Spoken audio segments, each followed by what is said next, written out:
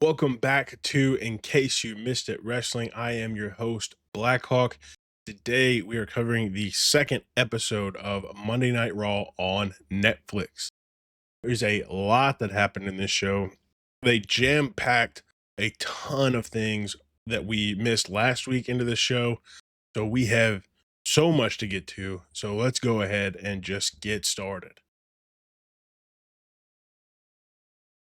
Now, this would be a shorter show than it was last week, and Triple H would come out and say that this will probably be the average runtime of Monday Night Raw on Netflix. He says the sweet spot for the show is 2 hours and 30 minutes. And so they were pretty close to it. I'm assuming they'll go over sometimes, and they have a large gap to work with if they have to go over. But yeah, 2 hours, 30 minutes. It felt like a full show. I can't complain. I actually really enjoyed the 2 hour and 30 minute whole time slot. And have a feeling that we'll get that with SmackDown here pretty soon. They did announce that SmackDown would be changing time slots, but they haven't said what would happen. But I wouldn't be mad if SmackDown moved to 2 hours and 30 minutes as well, and maybe moved NXT up to 2 hours and 30 minutes, but we'll have to see what happens there. They might have to start NXT earlier than they usually do to hit that 2 hour and 30 minute mark because of local news that comes on after NXT for everybody in America. But for 2 weeks in a row, NXT has run over. So maybe, hopefully, they give it a little bit more time or work on the time management just a tad. But that is enough for NXT and SmackDown. Today is about Monday Night Raw. So let's get started on this episode. CM Punk would start off the show and acknowledge the firefighters coming to help with the California wildfires, acknowledges all the different firefighters from different countries, from different states, everybody who came to help. And we also want to give a big shout out to all the firefighters here. This is a natural disaster and a national tragedy, and a lot of people have lost their homes. Some people even lost their lives. And we hope that these fires can finally stop soon and people can start rebuilding the lives that they lost, because that will be the hardest part of the fire. Continuing on, CM Punk would say that he had a lot on his plate, but Seth Rollins is no longer part of that plate. He talks about the Rumble entry last year and his injury that set him out from the Rumble, and says his eyes are set on Mania. His eyes are set on main eventing Mania, and declares for the Royal Rumble. Seth Rollins would interject and told him, win, lose, or draw, that he would be standing in the ring Monday and that he is a man of his word. Punk interjects again, saying that he still won, but Seth would rebuttal, saying that I would rather be the worst version of myself than the best version of you. That is a deep cut to CM Punk. He said Seth would continue to say that the worst loss of his career was Monday against Punk, and he will be seeking redemption against Punk to take his WrestleMania moment at the Rumble, which means Seth Rollins is also declaring for the Royal Rumble. Drew McIntyre would make his entrance and call out Seth Rollins for being disgusting, selfish, and self-serving. Punk would then remind Drew of their Hell in a Cell match, and Seth would invite him in the ring. Drew tells Seth to look in a mirror because he and CM Punk are more alike than he realizes, with the only difference being CM Punk admits to how big a piece of crap he is. Drew would then continue saying that Seth likes to act like a big leader and the number one guy in the locker room, but has refused to help in any sort of way with the bloodline and ended up helping them instead of the rest of the locker room. Drew is worried about the bloodline and is doing his part to try to stop Roman from taking over the company again. And he took care of Jay last week, but Seth did nothing. Seth focused on his match with Punk and did nothing to help Drew. Both Punk and Rollins said they had run out of patience and were ready to fight. And Drew said there was a bigger problem than all three of them in Roman Reigns. Drew says he is declaring for the Royal Rumble as well and plans on challenging Cody for the belt so Roman can't get his hands on it. More than likely, we will get to see a Seth Rollins Drew McIntyre match very, very soon. The Rumble is already absolutely stacked with main event talent. This might be the biggest talent pool we have seen already for a Royal Rumble in many years. We've got Roman, we've got Cena, we got Punk, we got Rollins, got Jey Uso, LA Knight, and Drew McIntyre just to start. We are still a few weeks away for the Rumble. We'll probably get more entries during the week. It's already just jam-packed full of the top talent, and I cannot wait for the Rumble. This is probably the most excited I've been for Rumble in a long time. Now, we will be doing a special episode about the Rumble probably on that following Wednesday, so make sure to be looking out for that. Chad Gable would make his entrance with American Made, following Chad Gable telling Adam Pearce that he wanted to challenge the best luchador he could find. And the best luchador he could find is Penta. Penta makes his official Raw debut. And if you don't know who Penta is, do yourself a favor and look him up. He has a laundry list of accomplishments and championships along with his brother Ray Phoenix, and is one of the best luchadors in the world. Pierce literally went and found one of the best luchadors in the world. Penta is a extremely welcome addition to the Raw roster, and as we would go on throughout the week, we would see more rumblings and rumors about WWE signing more luchadors. So I think they are making a very big push for a luchador style coming very, very soon. This was an incredible match. So good. I was looking forward to it when it was announced that Chad Gable would be wrestling a mystery luchador, knowing that Penta was coming, assuming it would be Penta. I was really looking forward to it, and they delivered exponentially. This was such a good match. I can't wait to see what Chad Gable has in the future and Penta has in the future, because they both put on an absolute show of shows with this match. Penta would end up winning his debut match, and he would cut a promo after the match to say thank you to the city and the fans and say that WWE is his home now.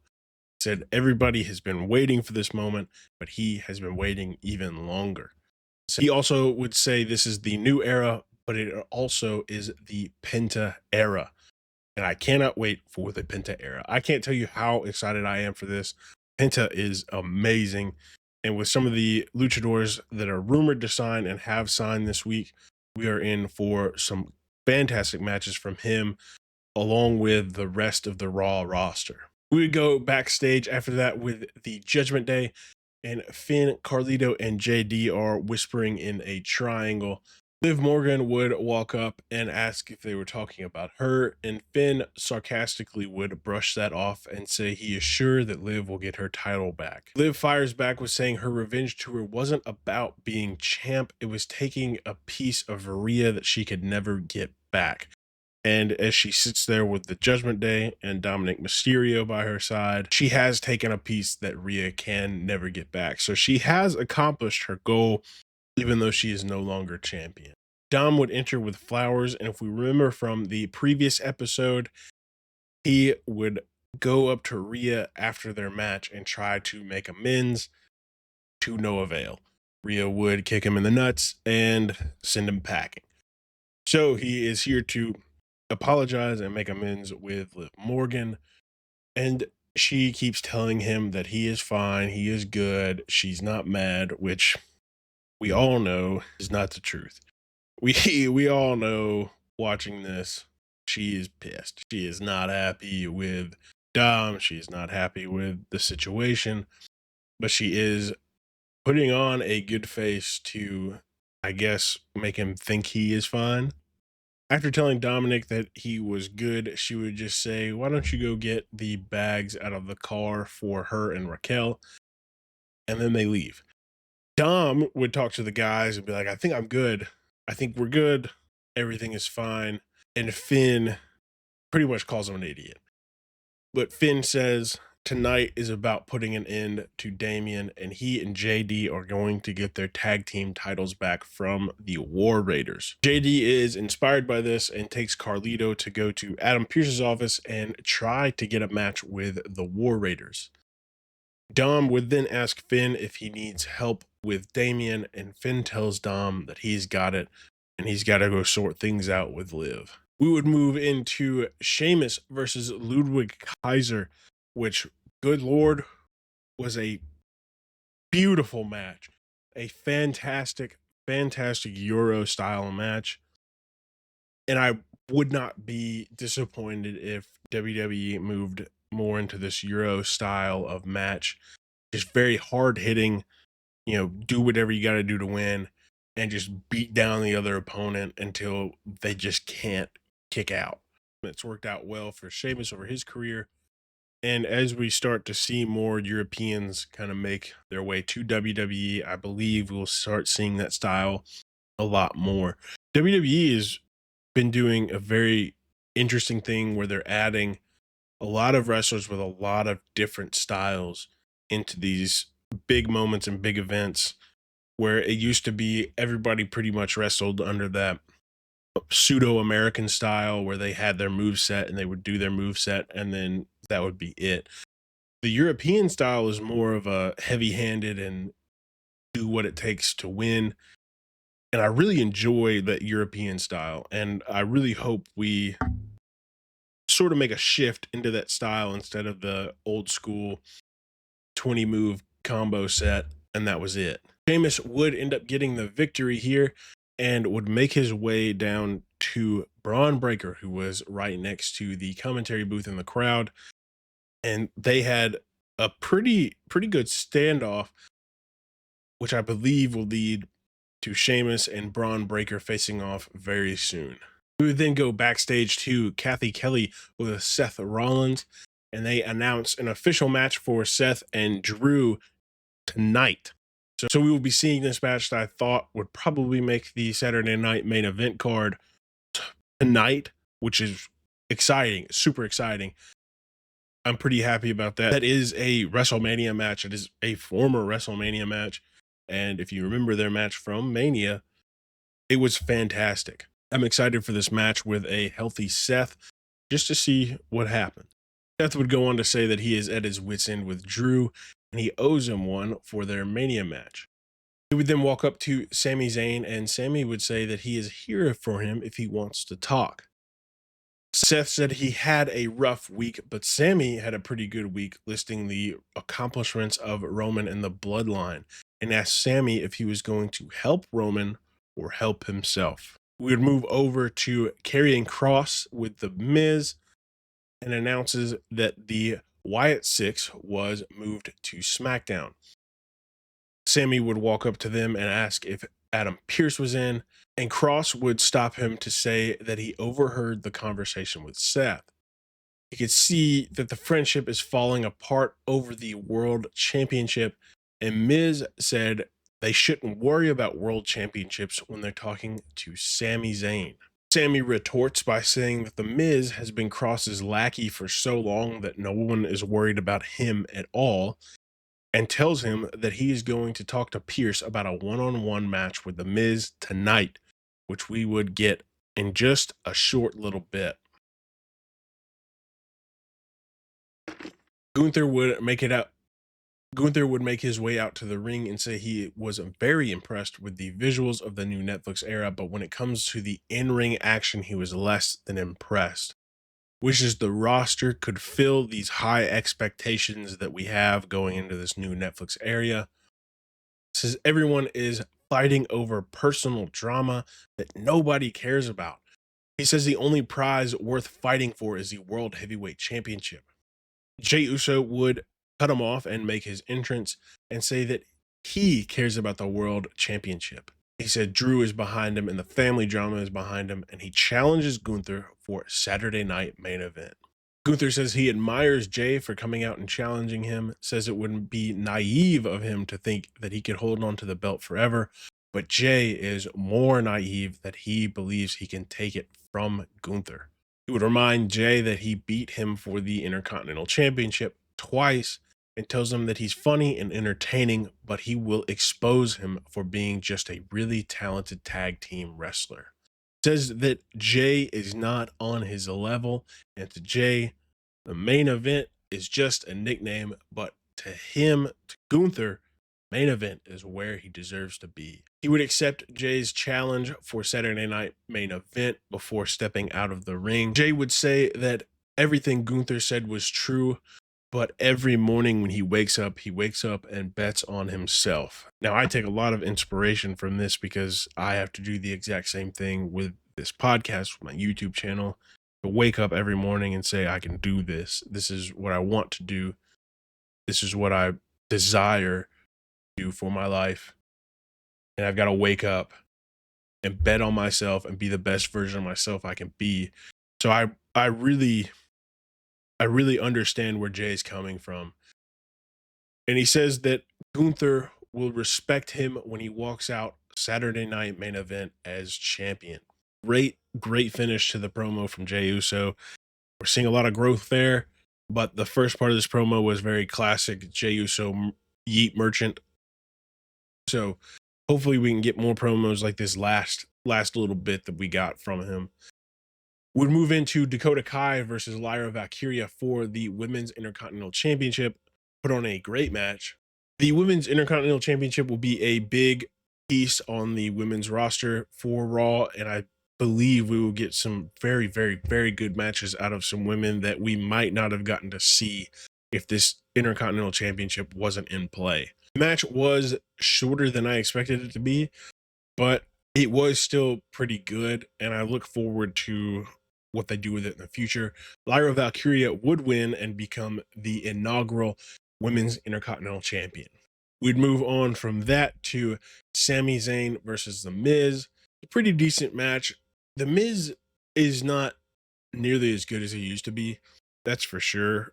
He's still a very good wrestler. There's still a reason why he had a job with the WWE for so long after so many different layoffs, but he's just not as entertaining as he used to be. I will say that.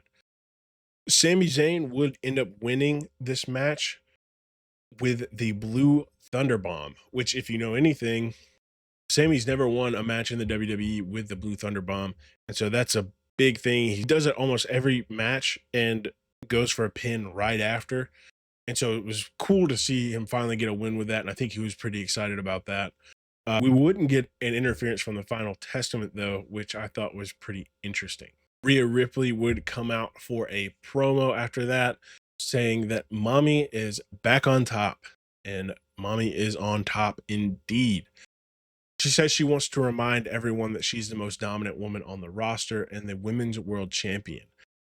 Nia Jax would make a surprise entrance when she said she was talking to Adam Pearce about the transfer window and heard what Mommy had to say, that she came out to talk to Mommy. She wants to let everyone know that she will be winning the Royal Rumble as she takes shots at Bayley in the Bay Area and Rhea as they were in the Bay Area, and Bayley was there just in the crowd. Says she is the top of the division, but Bayley would hop over the barricade and interject. Bayley says that this is not her show, but it is her city, so if she has anything to say about it, just say it to her face. They would end up trading blows with Rhea and Bayley standing tall over Nia Jax. They would show a video package for Damian Priest and Finn Balor before their street fight. It's been a long road coming, and I'm so glad they're finally doing this. It's about time. They need to cut this feud off, let them both move on to new things, different things, better things, and just kind of leave each other alone for a little bit. I understand there's a lot of history between the two, but I think a lot of people were tired of this. They were ready for this feud to be over. They were glad when Rhea won and beat Liv, not because they were huge fans of Rhea, but that the feud was over. And they were glad about this match because the feud is over. We're done with this. We can move on. Damian Priest can do better things. Finn Balor can do better things. And we can move on and just kind of not forget that it happened, but not involve each other in each other's things again. Hopefully. It's a pretty standard street fight for a good portion of the match. They would have some insane spots, including Priest doing a broken arrow from the lower seats onto some production tables, like he did with Bad Bunny in their street fight from Backlash. They would cut to commercial after that, and when we would get back from commercial, we would see Finn Balor was on a stretcher being taken out and being assisted by the Judgment Day. Damian was in the ring just watching it all happen and pretty much decided he wasn't going to stand for this and went and attacked JD and Carlito and took Balor back down to the ring. He would beat him up and down the ramp and then throw him into the ring. And I thought this was going to be the end of the match, but no, we would get a lot more out of it. He would start by going for the South of Heaven chokeslam and would be attacked by Carlito and JD. And Balor would be able to rally and hit him with a coup de grace, but Priest would end up kicking out. The War Raiders, my favorite tag team, my boys, love them to death, came out and took care of Carlito and JD, took them out of the match, let Finn and Damian finish this. After 2 more table spots, we would get a handful of table spots in this match, but after 2 more outside of the announcer's desk, Damian Priest would end up taking the victory on this one, and we can close the book on this chapter of both of their careers. It was a fantastic episode of Raw, and I don't hate the 4 to 5 match structure if we're going to be getting matches of this quality. Every match of this episode was high quality, high caliber, great action. And if we're getting that every week, I can be okay with only 4 to 5 matches. But if they start slipping in quality and we're watching just crap matches every week and we're only getting 4 or 5 of them, I will be pretty disappointed in this. But I believe Netflix wants the best of the best, and so they will produce the best of the best for Netflix. So I have high hopes for this Netflix era and everything that's going on with Monday Night Raw. The match of the night by far is Penta and Chad Gable. It showed Chad Gable in a light that I had never seen before. To be honest, I was losing a little faith in Chad Gable, but that restored any doubts I had about Chad Gable. And Penta came out and performed amazingly. It was a fantastic match. Great match. If you only have time to watch one, watch this one without a doubt. You will not be disappointed. So, for tonight, what we know is going to happen is the New Day will be there live. We don't know in what capacity. They just said they will be there live. JBL will also be making an appearance, and Seth Rollins will face off against Drew McIntyre. So we are in for a fantastic night tonight, and we are moving into Saturday night main event, but we will talk more about that Friday. So that will be it for the Monday Night Raw episode. As always, I am your host, Blackhawk, and this has been In Case You Missed It Wrestling. I will see you tomorrow for NXT. But for today, that's it. Peace.